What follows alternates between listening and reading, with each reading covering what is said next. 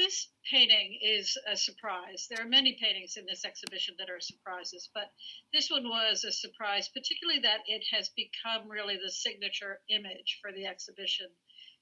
As you can see, it's a copy of the famous self-portrait by Vigée Le Brun.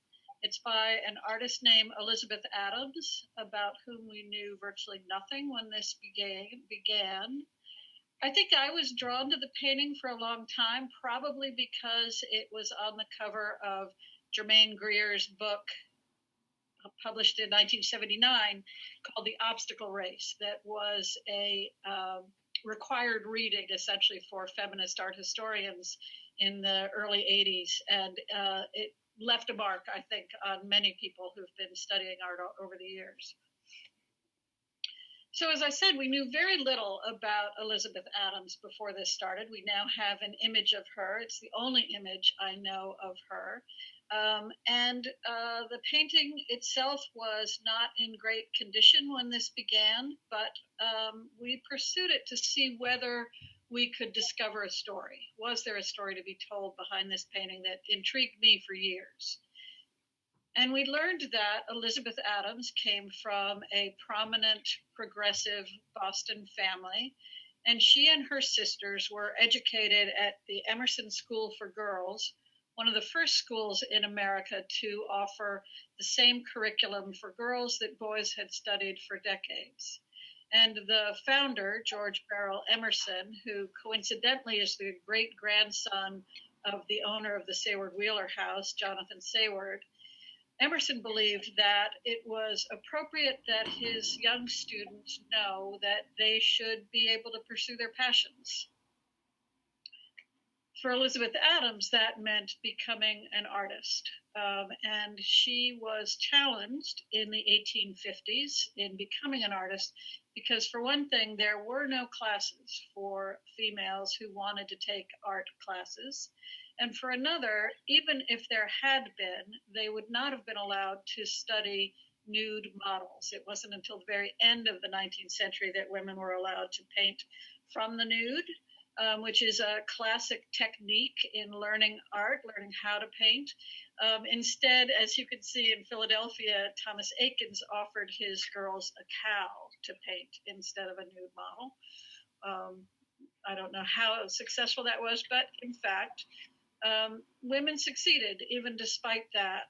Elisabeth Adams had a couple of advantages, one of which was that she came from a wealthy family and therefore did not have to marry. And that was a great help for her in pursuing a career. And the other was her family's connections.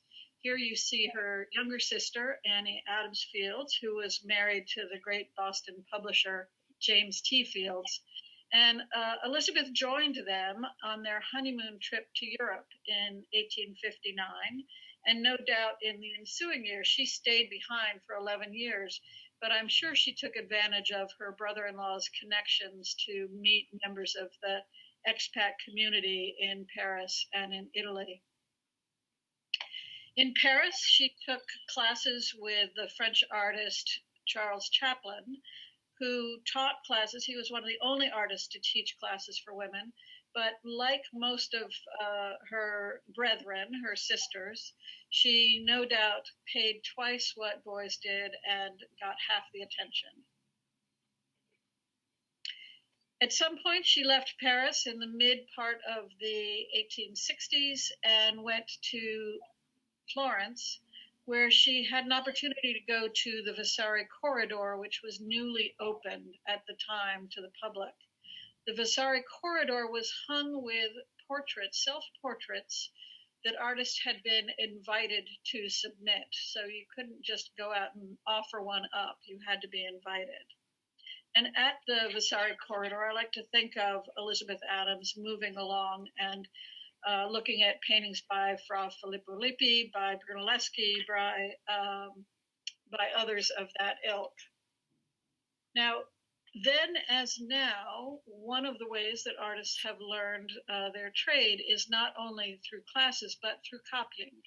And so it would have been very important to Elisabeth to find appropriate items to copy. And no doubt, when she came across Vigée Le Brun's self-portrait in the Vasari corridor, she realized that she had found exactly what she was looking for, a model, both in the painting itself, but also in the painter.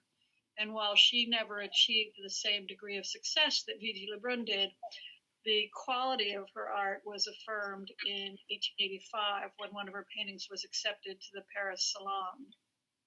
After her time in Europe, Elizabeth Adams returned to the States and ended up setting up a studio with her life partner in Baltimore and in Watch Hill, Rhode Island.